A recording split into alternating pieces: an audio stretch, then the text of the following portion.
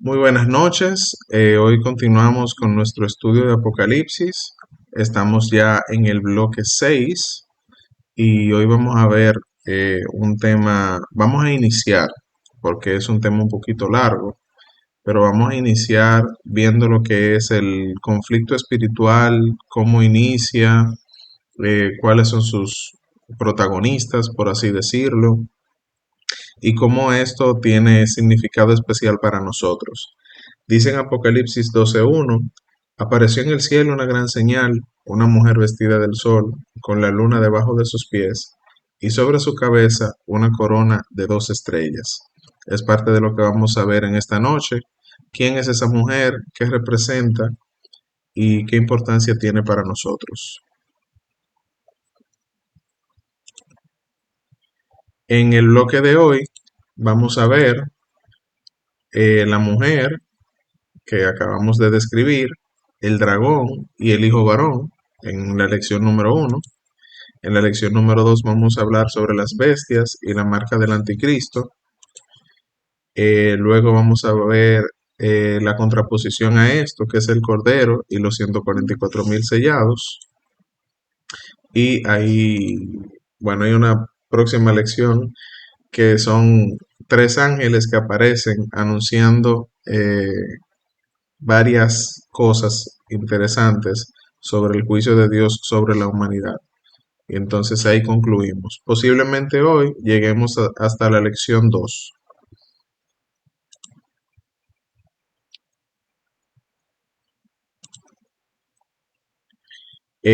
Recordamos una vez más que el Apocalipsis no puede significar para mí lo que no significó para sus primeros lectores. Tenemos que seguir estudiando el libro de Apocalipsis desde la perspectiva, en primer lugar, de los primeros receptores de este mensaje.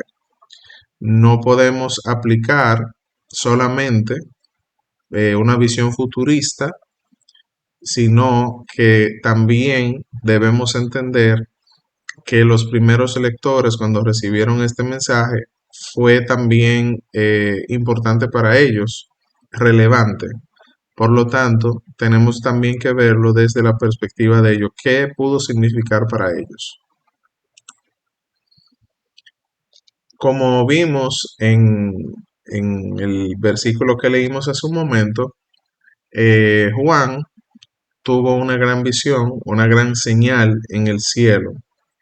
Esto de señal eh, es un lenguaje deliberadamente simbólico, quiere decir que no es algo literal, no es algo que va a aparecer en un momento de una mujer vestida del sol parada sobre la luna.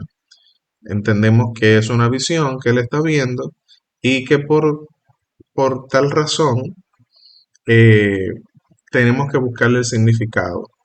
El término señal, semeión en griego, es un término que en el Apocalipsis remite siempre a realidades trascendentes que revelan verdades divinas. O sea, tenemos que saber que las señales que Juan está viendo tienen una trascendencia y un significado de algo que Dios quiere mostrar.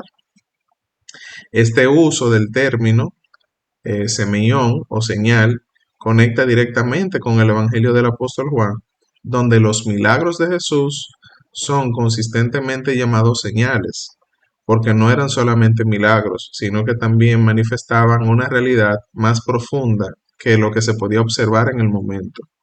Al emplearlo aquí en Apocalipsis, Juan nos avisa que lo que verá no ha de leerse en clave literal, sino algo como simbólico y que dentro de sí encierra una verdad teológica.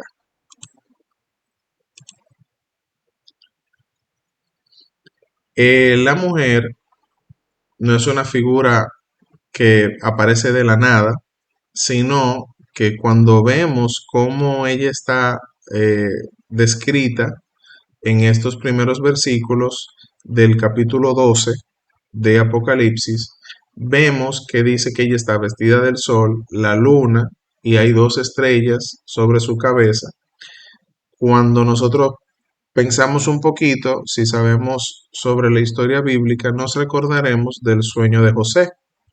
donde su papá, Jacob, le da la interpretación y le dice, tú estás diciendo con este sueño que yo, tu papá, tu mamá Raquel y tus 11 hermanos nos vamos a inclinar delante de ti. Eso está en Génesis 37, versículos 9 al 11. Y es que realmente este sueño simbolizaba lo que era el cosmos familiar de Israel, eh, con Jacob como patriarca, en el caso de José, su mamá Raquel y sus 11 hermanos. Entonces aquí en Apocalipsis aparecen dos estrellas porque él está incluido. Incluso lo podemos ver en la mención de las 12 tribus cuando se habla de los 144,000 sellados. Hay una tribu que específicamente se llama la tribu de José. Juan retoma esta visión y lo amplifica. La mujer en primer lugar es Israel, es el pueblo de Dios en su dimensión más profunda, pero también hay que tomar en cuenta que es la comunidad de la alianza de la que nacerá el Mesías, o sea, el Israel como nación, como pueblo escogido. Sin embargo, no podemos reducirla solamente a eso, como el Israel histórico, pues cuando seguimos leyendo el capítulo, nos damos cuenta de que esta identificación de la mujer como Israel es ampliada y abarca también a la iglesia. La mujer, en consecuencia, es el pueblo de Dios en su continuidad histórica, que abarca tanto al Israel del Antiguo Testamento como al Israel del Nuevo Testamento, que es la iglesia. Recordemos lo que Pablo enseña de que ya no hay judío ni griego, sino que ahora todos somos el pueblo de Dios, todos los que creemos en Jesús.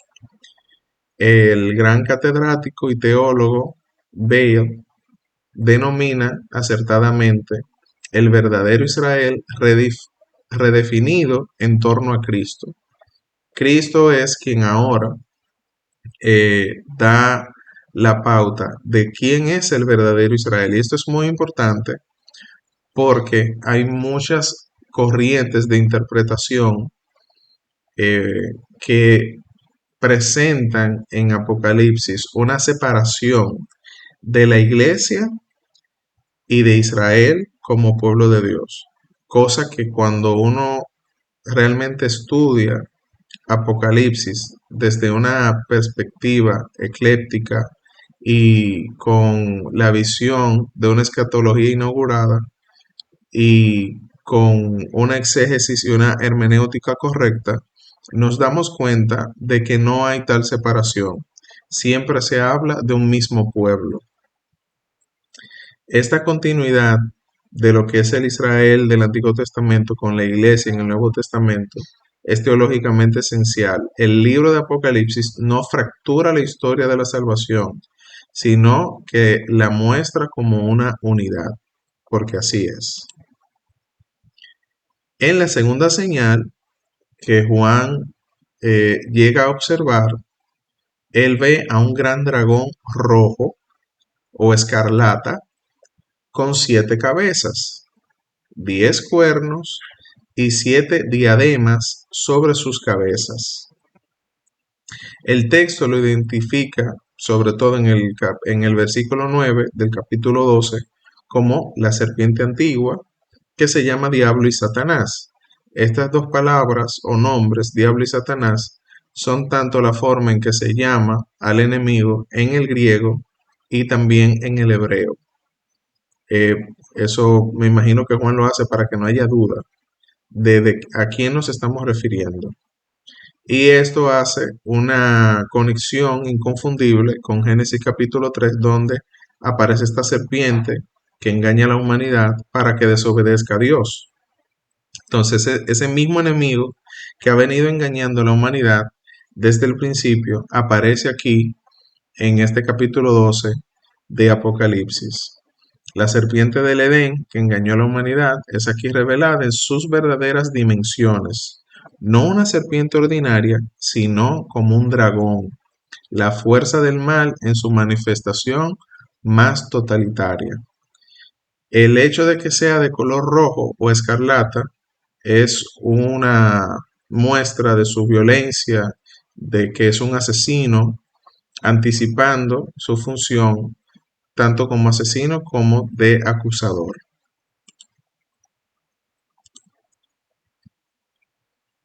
Todo lo que ha pasado en la humanidad, en esta tierra, desde el Edén, toda la hostilidad contra el pueblo de Dios a lo largo de la historia, tiene su origen en este dragón, tiene su origen en el enemigo. Satanás, el diablo, es el enemigo principal del pueblo de Dios. El hecho de que sea representado aquí con 7 cabezas y 10 cuernos, lo vamos a ver ese significado más presentado en lo que es la bestia del mar y en Babilonia, que lo vamos a ver más adelante. La conexión es teológicamente explícita. Los poderes de la bestia y el sistema de Babilonia son expresiones del dragón. Vamos a ver que la bestia que sube del mar también tiene 7 cabezas y vamos a ver por qué. Las 7 diademas que tiene el dragón sobre sus cabezas contrastan con las 12 diademas de la mujer, que son, como habíamos hablado anteriormente, no son coronas de oro, sino más bien coronas de laurel, que era la representación de cuando una persona que participaba en los deportes de la antigua Grecia ganaba, cuando llegaba victorioso se le ponía esta corona de laurel, y también la podemos ver ya así hecha en oro en la cabeza de ciertos emperadores. Ustedes van a ver esa coronita como de 2 ramitas de laurel, y esto lo que representa es victoria. Entonces, la mujer, que es el pueblo de Dios, tiene 12 diademas sobre su cabeza en forma de estrellas. Y luego, en el capítulo 19, vamos a ver cuando se presenta a Cristo montado sobre un caballo blanco, se dice que tiene muchas diademas. El dragón tiene 7, porque recordemos que el 7 habla de totalidad y él quiere reclamar su soberanía sobre los imperios del mundo, o sea, sobre todos los imperios del mundo. Por eso habla de 7 diademas, o sea, es como yo soy el príncipe de este mundo, como lo describe la Biblia. Pero quizás se le olvida a él que Cristo tiene la soberanía sobre todo, porque bajo sus pies fue puesto todo principado, toda potestad en los cielos, en la tierra y debajo de la tierra. Por eso nuestro Cristo tiene muchas diademas, ni siquiera tiene número, muchas diademas.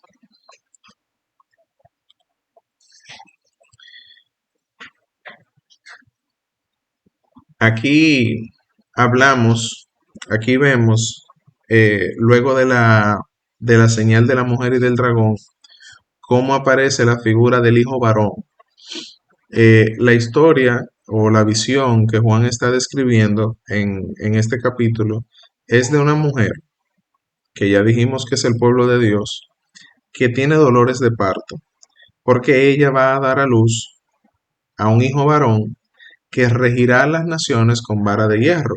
Esto habla muy directamente, es una cita del Salmo 2, versículo 9, que cuando lo leemos completo vamos a ver que es un salmo mesiánico y que el Apocalipsis lo cita varias veces, sobre todo este tema de ese hijo varón que ha de regir las naciones con vara de hierro. Entonces, la visión que Juan está viendo es explícitamente de que la mujer va a dar a luz este hijo. Por eso hablamos que en primer lugar la mujer es Israel. No está hablando de María, no está hablando de la Virgen María como en la escatología católica quisieran presentarlo, sino que está hablando del pueblo de Israel como nación. Entonces, dice que cuando ella va a dar a luz, el dragón se para enfrente para devorar al niño cuando nazca. Y sabemos que esto en la historia se representa cuando Herodes fue usado por el diablo para tratar de aniquilar al niño cuando él se enteró de su nacimiento. Pero me imagino que aunque no lo diga la Biblia, hubo otras cosas que el enemigo intentó hacer con tal de que ese niño no naciera. Ahora, en la descripción, en la narración que está haciendo Juan, podemos notar que dice y que el niño nació y que fue arrebatado hacia el cielo, hacia el trono de Dios. No menciona nada acerca del testimonio de Jesús aquí en la tierra, no habla de su muerte, no habla de su resurrección, simplemente habla de su nacimiento y de su arrebatamiento al cielo. Esto es algo deliberado porque Juan no anda buscando lo que pudiera ser una cronología histórica de la vida de Jesús, sino que más él está buscando el significado escatológico, que es que el Mesías vino al mundo, nació, cumplió su función y ahora fue arrebatado al cielo y ha sido entronizado. Y con todo y su intención el dragón no pudo matarlo o devorarlo, porque si bien él murió en la cruz, recordemos que Jesús dijo, no es que me están quitando la vida, es que yo la estoy entregando. Pero él también declaró que al tercer día él iba a resucitar. O sea, Satanás no pudo quitarle su vida, sino que él le entregó cuando fue el tiempo oportuno.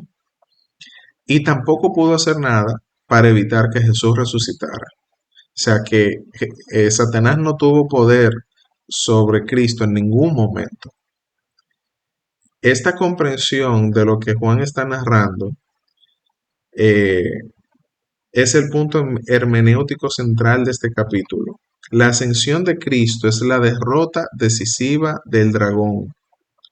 Todo lo que continúa en el capítulo de aquí en adelante es consecuencia de ese evento que ya ocurrió. El hecho de que Jesús ascendiera a los cielos y fuera sentado en su trono y se le diera un nombre sobre todo nombre es la muestra de que el dragón está vencido. Y precisamente vamos a ver algo acerca de eso en el mismo capítulo 12. Sucede que luego la mujer, luego de que da a luz al niño, dice que la mujer fue llevada al desierto y fue para protegerla por 1260 días. Y en el mismo capítulo 12 vamos a ver cómo se menciona los 1260 días, se menciona el mismo lapso, pero ya mencionado como 42 meses, o tiempo, si la mitad de un tiempo, que es lo mismo que 3 años y medio, según los escatológicos. Entonces, vemos aquí cómo la mujer es llevada al desierto para ser protegida del dragón. El desierto, en la tradición bíblica, es el lugar del éxodo. Sabemos que Israel salió de Egipto hacia el desierto. Y allí Israel fue sustentado por Dios durante 40 años. Pero también en Oseas capítulo 2, versículo 14 al 15, dice que es el lugar de prueba y formación espiritual y donde Dios promete llevar a Israel para hablar a su corazón.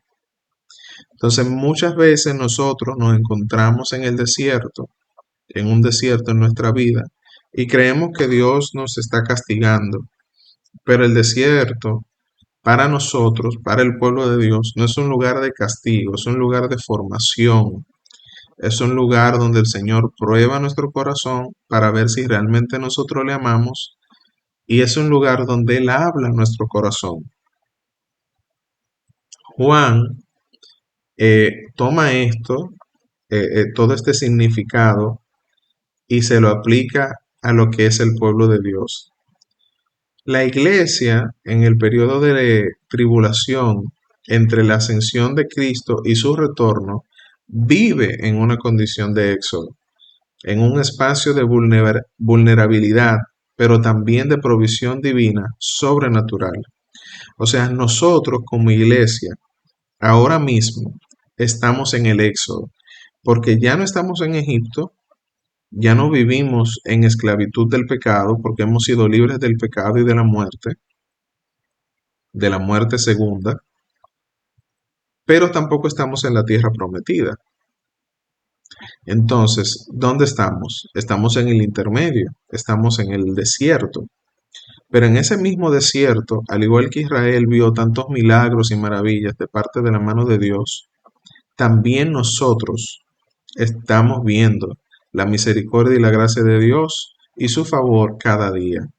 Podemos ver su provisión, podemos ver, recibir su palabra, al igual que el pueblo de Israel recibió las leyes en el desierto. Nosotros también recibimos la ley del Señor, recibimos sus estatutos, recibimos sus mensajes, sus enseñanzas. Y Él no nos abandona, Él está ahí con nosotros.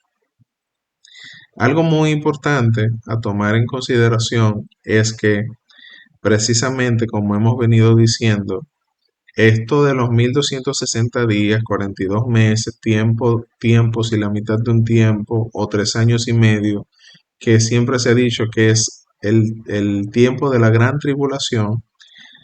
Aquí en este capítulo nosotros podemos ver cómo se inician esos 1260 días desde el momento en que Jesús ascendió a los cielos, en Hechos, donde narra cómo delante de 500 testigos Jesús fue tomado en las nubes y llevado hasta el cielo. Entonces, una vez más, declaramos y proponemos de que ya la iglesia está pasando por el tiempo de la gran tribulación.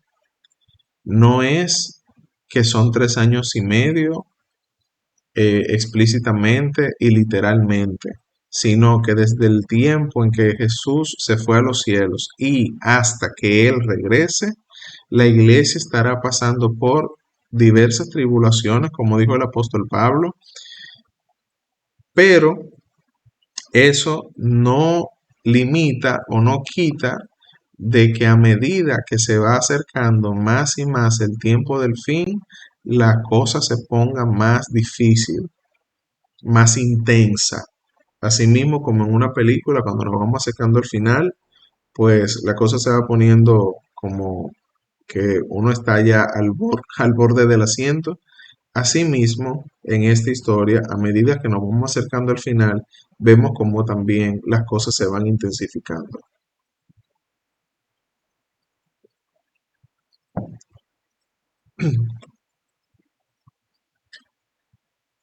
Aquí hay un hecho importante que ocurre luego de que el dragón ve que él no pudo eliminar al hijo varón que nació de la mujer. Él entonces intenta ir con sus demonios hacia el cielo y acceder al cielo. Pero entonces ahí se encuentra con un ejército de ángeles comandados por Miguel, quienes le ponen un stop, y es lanzado fuera, es echado fuera, y ya no se le permite la entrada al cielo. El acusador ha sido lanzado fuera, dice en Apocalipsis, capítulo 12. Este lanzamiento no es el de la caída primordial o la primera, porque si usted va y lee la descripción del dragón, al inicio del capítulo 12, dice que es un dragón con 7 cabezas, con 10 cuernos, con 7 diademas, y que con su cola arrastra 1/3 de las estrellas del cielo. De ahí es que se toma de que él logró engañar a 1/3, una tercera parte o un 33% de los ángeles que existían en ese momento cuando él se rebeló contra Dios y fue echado fuera con los demonios. Esos ángeles se convirtieron en demonios. Pero ahora lo que aquí se está narrando es que Satanás va de camino al cielo con sus demonios, luego que Jesús ascendió al cielo. Y cuando él intenta acceder al cielo, entonces se encuentra con Miguel y un gran número de ángeles que entablan una lucha espiritual con él y lo echan fuera del entorno del cielo y es arrojado a la tierra. Entonces, esta derrota escatológica es inaugurada en la cruz y su derrota final será presentada cuando Cristo vuelva a la tierra. Ahí ya él será destruido por completo, será lanzado al lago de fuego y ya nunca más el enemigo podrá hacer su obra de maldad. Pero ya su derrota inició. Su derrota inició. Él fue lanzado fuera y vamos a ver más adelante qué significa esto para nosotros. Algo muy interesante que nos revela el versículo 11 de este capítulo es que nosotros hemos vencido al enemigo por medio de la sangre del Cordero y de la palabra del testimonio de ellos, hablando de los santos, que nos incluye, y menospreciaron sus vidas hasta la muerte. Entonces, aquí se nos presenta 3 formas en que nosotros vencemos al enemigo. Número 1, a través de la sangre del Cordero. Sin la sangre del Cordero en nuestras vidas, no hay forma de enfrentar al enemigo. Número 2, manteniendo la palabra del testimonio. Eso habla tanto de la evangelización que nosotros debemos hacer, pero también de mantener ese testimonio, esa fe en alto. Y que nuestra fe sea tan alta que aun cuando nosotros seamos llamados a morir por el Señor, no nos echemos hacia atrás, sino que menospreciemos nuestras vidas con tal de mantener nuestra fe y nuestra postura en el Señor. Aquí la teología de la cruz es central. La victoria no es futurista ni lejana, sino realizada en la sangre del Cordero. Hay un recordemos que en cuando estábamos hablando de las trompetas y de los 7 sellos y las 7 copas, pues precisamente se habló de que iban a haber 3 o ayes. Entonces aquí hay uno de los ay. Y dice que ahora, como él fue echado fuera del cielo y nunca más él puede acceder al cielo, eso es muy importante que lo sepamos. Satanás desciende con gran ira hacia la tierra, sabiendo que tiene poco tiempo. Para un ser que ha existido por miles de años, el hecho de saber que su historia está a punto de terminar, lo que hace es enfurecerlo, que su odio crezca y entonces él quiere destruirlo todo y por eso es que él hace todo lo que pueda y ahora su centro de operación es la tierra. Ya él no tiene otra cosa más que hacer sino que sumar la mayor cantidad de personas que él pueda a la perdición. Pero ahora bien, la expulsión del dragón del cielo ocurrió con la victoria de Cristo en la cruz, con su resurrección y con la ascensión. El himno que en un momento cantan eh, los que están ahí presenciando todo esto, lo confirma con el paralelismo. Ahora ha venido la salvación, porque ha sido lanzado fuera el acusador. El ahora conecta la victoria con el evento inmediatamente anterior, que es la entronización del Hijo en el versículo 5. La cruz, resurrección y ascensión es el evento que echa fuera a Satanás del cielo. La guerra en el cielo ya ocurrió. Su resultado es el estado actual. Satanás ha perdido su acceso al cielo como acusador de los santos y ahora opera únicamente en la tierra con tiempo limitado. Recordemos que en el Antiguo Testamento la función principal de Satanás era el de acusar a los hijos de Dios. Cada vez que había alguien que fallaba, que, que pertenecía al pueblo de Dios, la función de Satanás era ir y acusarlo. Podemos verlo como él intenta por todos los medios de hacer que Job eh, niegue al Señor y caiga en blasfemar el nombre del Señor. Pero también en Zacarías capítulo 3, versículo 1 al 5, vemos una visión que el profeta tiene sobre Josué, el sumo sacerdote de ese momento, que tiene a Satanás, al adversario, a su diestra, acusándolo delante de Dios. Y Josué en ese momento estaba vestido con ropas harapientas, sucias, eh, o sea, de una manera que representaba que estaba indigno delante del Señor. Pero el Señor reprende a Satanás y viste con ropas nuevas al sumo sacerdote y se lo dice, mira, yo he quitado tu iniquidad de delante de ti. Ahora te he vestido con ropas blancas y resplandecientes. Mantente de esa forma. Entonces, esa función acusatoria era la actividad central de Satanás en el período antes de la obra de Cristo. Pero ¿qué sucede? Que ahora el sacrificio que Jesús hizo por nosotros en la cruz elimina el fundamento de toda acusación que él quiera hacer en contra de nosotros. Por eso el apóstol Pablo en Romanos capítulo 8, versículos 33 y 34 dice, ¿quién acusará a los escogidos de Dios? Dios es el que justifica. ¿Quién es el que condenará? Cristo es el que murió. O sea, ¿cómo te van a poder condenar? ¿Cómo te van a poder acusar? ¿Qué tiene el diablo contra ti si él lograra presentarse delante del trono del Señor para acusarte, cuando saquen tus archivos, lo van a encontrar manchado de sangre? No hay nada que el enemigo ahora pueda utilizar para acusarte delante de Dios, siempre y cuando tú seas un verdadero hijo de Dios, siempre y cuando realmente seas un redimido por la sangre.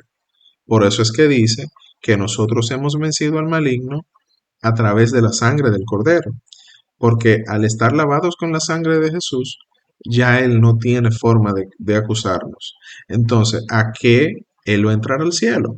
Por eso ya Él no puede acceder al cielo, ya Él no puede entrar a acusarte.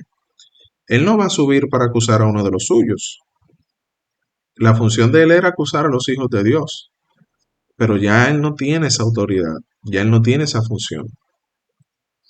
La obra expiatoria del Cordero vacía de contenido jurídico toda acusación de Satanás. Por eso es expulsado, ya no tiene un caso que presentar. Ahora bien, recordemos que él descendió a la tierra con gran ira. Entonces, a la mujer, el dragón baja con ira para tratar de eliminar a la mujer ahora. Pero a la mujer se le dieron las dos alas de la gran águila. Y esto nos recuerda a Éxodo capítulo 19, versículo 4 y Deuteronomio 32, 11 y 12, donde dice que el Señor tomó a Israel en sus alas y la llevó fuera del peligro. Él la montó sobre sus alas y la cuidó, como así también como Jesús menciona de cómo la gallina recoge sus polluelos debajo de sus alas. Este hecho de que haya a la mujer, el pueblo de Dios, como institución se le dieron las dos alas de la gran águila para que volara el desierto fuera del alcance del enemigo. El capítulo concluye con el dragón yendo a hacer guerra contra el resto de la descendencia de la mujer, que son los que guardan el mandamiento de Dios y tienen el testimonio de Jesucristo. Esta descripción es la que amplía la identidad de la mujer hacia la Iglesia Universal. Los hijos de la mujer son precisamente los creyentes de este tiempo o de todo tiempo presente en el momento en que la persona está leyendo el libro, definidos por su fidelidad a la ley de Dios y su confesión de Cristo. El dragón no puede destruir a la mujer misma, que es el pueblo de Dios en su plenitud, pero intenta y puede perseguir a sus miembros individuales en la historia. O sea, por más que el diablo intente, él no podrá destruir a la iglesia como un todo, como una institución, como un cuerpo. Eso se le ha sido negado, pero él sí puede ir detrás de los individuos que son los descendientes de la mujer, porque nosotros mismos utilizamos este lenguaje. No, porque yo soy hijo de tal iglesia, yo pertenezco a tal familia espiritual, yo soy de tal congregación, esa es mi casa. Entonces, nosotros mismos decimos y utilizamos este lenguaje. Yo soy descendiente de la iglesia X, o en este caso de la iglesia universal, como cuerpo de Cristo. Yo soy parte de la iglesia, pero a la misma vez me considero ser un hijo.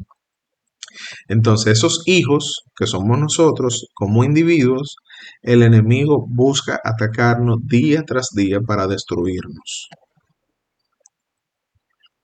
Entonces aquí saltamos a- al capítulo 13, donde se presentan las dos bestias que son los dos agentes que el enemigo utiliza en la tierra para hacer su trabajo. En el capítulo 13 se presentan estos dos agentes principales del dragón en la historia, la bestia del mar y la bestia de la tierra. Juntos con el dragón forman una trinidad satánica que sería la contrafigura o un intento de parodia de la Trinidad divina. Juan combina los rasgos de las cuatro bestias de Daniel en una sola, en la bestia que sube del mar. Yo espero que usted haya estado leyendo estos capítulos para que entonces usted pueda ir juntamente conmigo en lo que yo estoy explicando. Pero antes de entrar a lo que es la bestia del mar y hablando un poco sobre esta parodia que intenta ser el enemigo sobre la Trinidad, eh, y algo que vamos a ver quizá un poco más adelante, vemos cómo el enemigo intenta copiar, y eso lo vamos a a seguir viendo en lecciones más adelante, cómo el enemigo ha intentado copiar todo lo que Dios hace. Entonces tenemos al Padre, al Hijo y al Espíritu Santo, ¿verdad? El Padre que es quien le da autoridad al Hijo para hacer todas las cosas aquí en su función como Salvador en la tierra, y es el agente de la Trinidad que se encarnó a sí mismo para habitar entre nosotros y traer el reino de Dios a la tierra. Tenemos al Hijo, ¿verdad? Y tenemos al Espíritu Santo, que es quien da testimonio del Hijo. Entonces, el enemigo quiso copiar eso. Y entonces tenemos a Satanás, que es quien le da el poder a la bestia del mar. Y tenemos a la bestia de la tierra, que es el falso profeta, que es quien hace propaganda en favor de la primera bestia. Entonces ahí se forma ese trío. Entonces, en la descripción que Juan hace de esta primera bestia que sale del mar, vemos cómo se combinan rasgos de las cuatro bestias que vio Daniel en su visión. Dice que tiene una estructura corporal como semejante a un leopardo, pero que sus patas parecían como patas de oso y su boca era como boca de león y tenía 7 cabezas. Entonces, la bestia del Apocalipsis es la síntesis de todos los imperios anticristianos de la historia. No es simplemente Roma, que era el imperio que estaba gobernando en ese momento en que Juan escribe. Es el principio del poder imperial que se opone a Dios encarnado sucesivamente en Babilonia, en Persia, en Grecia y también en Roma, que son los 4 imperios principales que siempre estuvieron en contra de Israel y estuvieron en contra del pueblo de Dios, porque ya luego, en el caso de los romanos, no solamente en contra de Israel, sino directamente en contra de la iglesia. Y esto continúa encarnándose en los sistemas del poder de todas las eras. Pasó Roma, pero después vino otro, y aún en nuestros días nosotros vemos cómo eh, a través de las fuerzas políticas, a través de los gobiernos, se hace lo imposible para tratar de mermar al menos el avance del Evangelio. O sea que siempre continúa la lucha en contra del pueblo de Dios. Y en este dibujo o imagen que hicimos, quisimos representarlo de esta forma precisamente para dar alusión a lo que vio el profeta Daniel. Daniel vio 4 bestias. Número uno, vio un león, luego vio un oso que tenía 3 costillas en su boca y era como que caminaba más alto de un lado que del otro. También vio un leopardo con 4 cabezas y luego vio una bestia que él no pudo describir, pero que solamente dijo que era horrible y que tenía eh, su mandíbula, su boca, sus dientes eran de hierro. Entonces, precisamente cuando usted la suma, la cabeza del león, más la cabeza del oso, más las 4 cabezas del leopardo, más la cabeza de la última bestia, son 7 cabezas. Qué coincidencia, qué coincidencia que tengan la misma cantidad de cabezas que el dragón y esta última bestia representada en Apocalipsis también tenga 7 cabezas. No, no es una coincidencia, es que es una simbología precisamente de cómo el enemigo utiliza a los gobiernos del mundo para hacer su maldad, esparcir su engaño y su dominio sobre la tierra. Y en el caso de la última bestia es para representar precisamente ese conjunto de gobiernos, de imperios que han existido en toda la historia.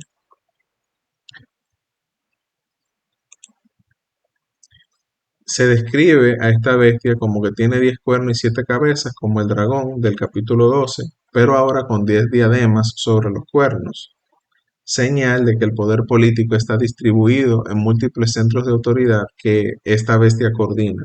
La bestia es un imperio en totalidad, pero tiene diferentes gobiernos.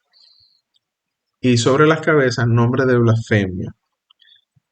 Aquí podemos recordar cómo el mismo emperador de ese momento, Domiciano, se hacía llamar que él era Dios y Señor. Eso es una blasfemia, porque Dios solamente hay uno. Esta es la descripción del patrón recurrente del poder anticristiano a lo largo de toda la historia. El dragón, dice en Apocalipsis, le entrega a la bestia su poder, su trono y su gran autoridad. Esta transferencia es teológicamente decisiva. La bestia no es autónoma, o sea, los gobiernos no funcionan por sí mismos, sino que esto establece una jerarquía en el sistema de oposición al reino de Dios. En primer lugar está el dragón, que es Satanás, quien es la fuente de poder. La bestia del mar es su instrumento político imperial y como vamos a ver en breve, La bestia de la tierra, que es el falso profeta, será su instrumento religioso y de propaganda. Es una trinidad invertida, una parodia del Padre, el Hijo y el Espíritu Santo, como ya hemos dicho. Bale desarrolla esta observación con gran agudeza. Así como el Padre da al Hijo toda autoridad, el dragón da a la bestia su trono de autoridad. Así como el Espíritu glorifica al Hijo, la segunda bestia glorificará a la primera. Así como los creyentes adoran al Padre a través del Hijo, los habitantes de la tierra adoran al dragón a través de la bestia. El Apocalipsis construye este sistema como una contrafigura sistemática de la realidad trinitaria, para que el lector comprenda que toda idolatría es, en su fondo más profundo, adoración satánica. Todo el que no adora a Dios, todo el que tiene otro ídolo, todo el que tiene eh, otra razón de adoración que no sea Dios, está adorando a Satanás. O sea, no hay forma de decir, no, porque yo adoro a otra deidad. No, no. Es que en el fondo de todo, quien está es el engañador. Es el mismo diablo detrás de todo eso, de todo ese sistema. Dice que entre las 7 cabezas de la bestia hubo una que fue herida, pero que, como quien dice, volvió a la vida. Hay 3 posiciones en cuanto a esto. Número uno, un mito de que había de que Nerón iba a revivir, y muchas personas entendían que eso se cumplió en Domiciano, porque Nerón fue malo, pero Domiciano fue tan malo como Nerón, y los dos fueron de los mayores perseguidores de la iglesia. Número dos, una parodia por parte del enemigo de la muerte y resurrección de Cristo. Incluso algunos estudiosos dicen que esto se refiere al anticristo mismo, que en un momento será herido como de muerte, pero va, entre comillas, a resucitar para hacer una contraposición a lo que es la resurrección del Mesías. Y número tres es la recuperación de un imperio aparentemente muerto. Y es que la herida mortal sanada describe el patrón histórico de los imperios anticristianos. Cada vez que desaparece uno, vuelve y aparece otro. Surge otro en su lugar con las mismas características. Babilonia cayó, vinieron los persas. Persia cayó, vinieron los griegos. Grecia cayó, vinieron los romanos. Romana cayó y el principio anticristiano del poder continúa de otras formas. O sea, no importa que caiga un imperio y que pareciera que la bestia ahora sí fue ya herida de muerte, ya se cayó el imperio, ya entonces vamos a ser libres. No, aparece otro imperio. Esa es una de las interpretaciones que se le pudiera dar a esto. Entonces, cuando esta cabeza es sanada, la respuesta de la humanidad, de los habitantes de la tierra, recordemos que yo les había dicho anteriormente que en Apocalipsis tenemos que distinguir cuando se habla de los habitantes de la tierra y de los que habitan en el cielo. Y decíamos que nosotros, aunque estamos en la tierra, no somos de esta tierra, no somos de este mundo. Nuestra patria es celestial. Entonces, yo estoy en este mundo, pero yo no soy de este mundo. Entonces, casi siempre, por no decir en todas las ocasiones, que en Apocalipsis habla de los habitantes de la tierra, está hablando de la gente malvada, de la gente que adora a la bestia, adora a Satanás, y no necesariamente que abiertamente son satánicos, sino que no han aceptado a Jesús como su Salvador. Y aquí solamente hay 2 bandos, no hay bandos intermedios. Y lo vamos a ver más adelante. O está sellado con el sello del Espíritu Santo, con el sello de Dios, o tiene la marca de la bestia. No hay otro punto intermedio.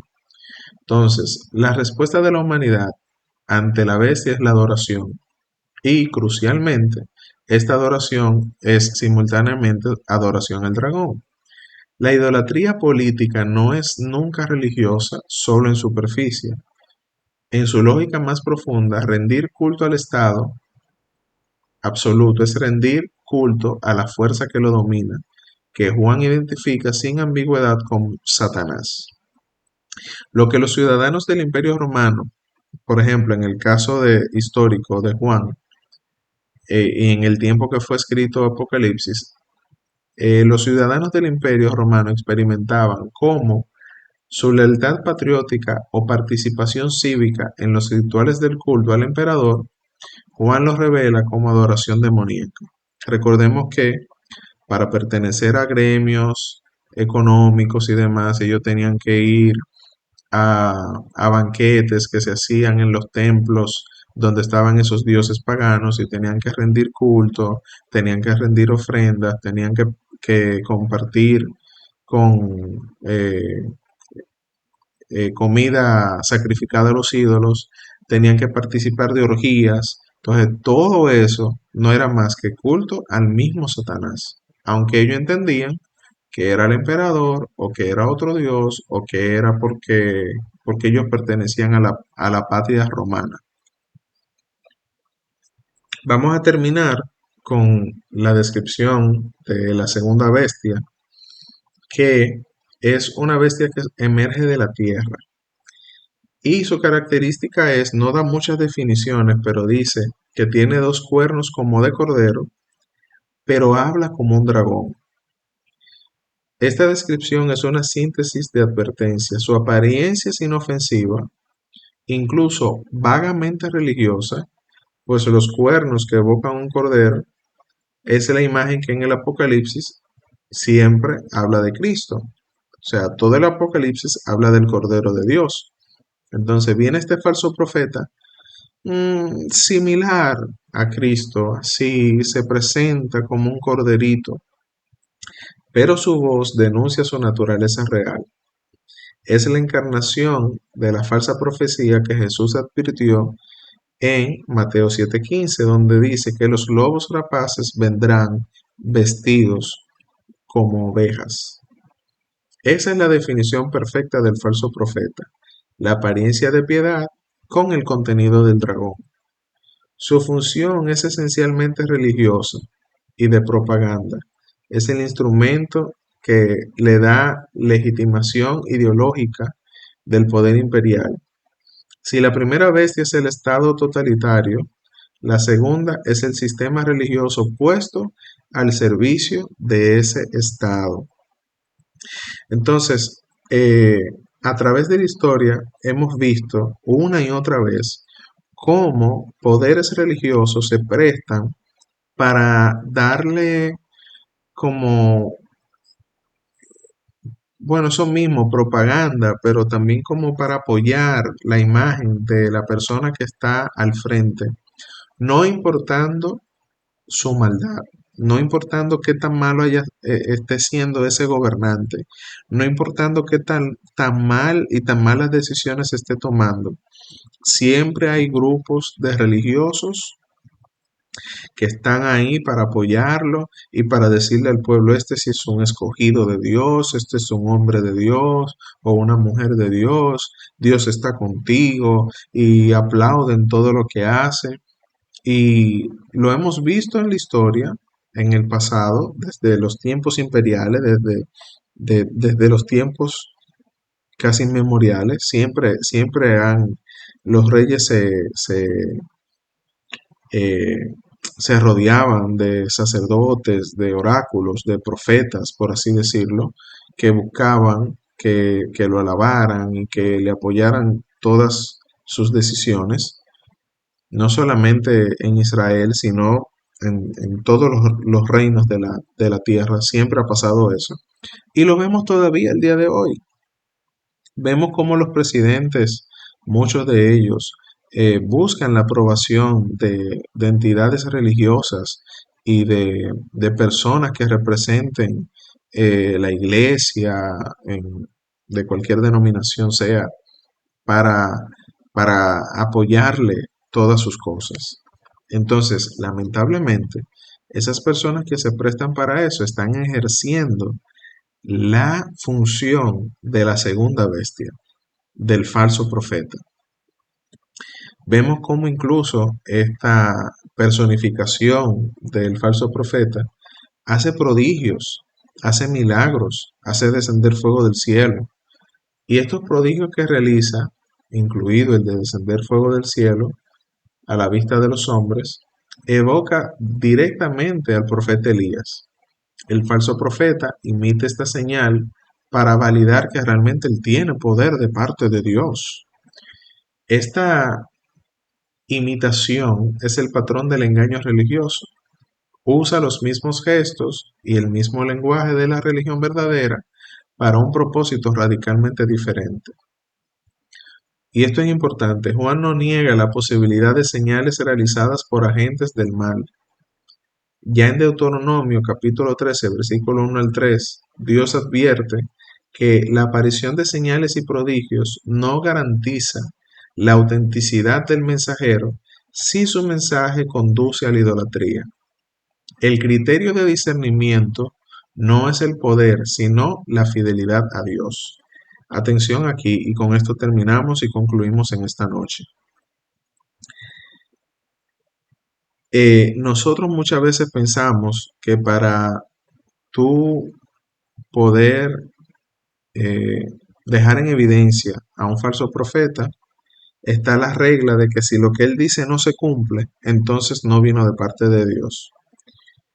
Pero ciertamente en Deuteronomio capítulo 13, versículo 1 al 3, podremos ver cómo Dios incluso da la advertencia de que si acaso se cumple la señal que ese falso profeta dijo, pero lo que él está inquiriéndote hacer te aleja de Dios, entonces esa es la señal de que es un falso profeta.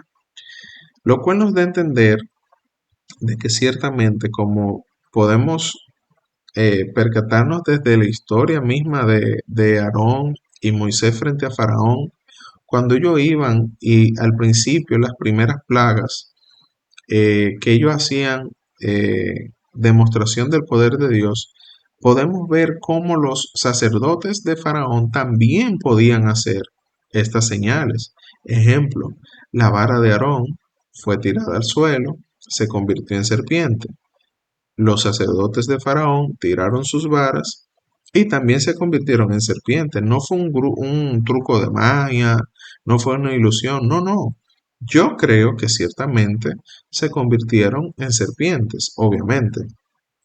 Para Dios demostrar su gran poder, la serpiente de Aarón se comió a la serpiente de los demás sacerdotes de Faraón.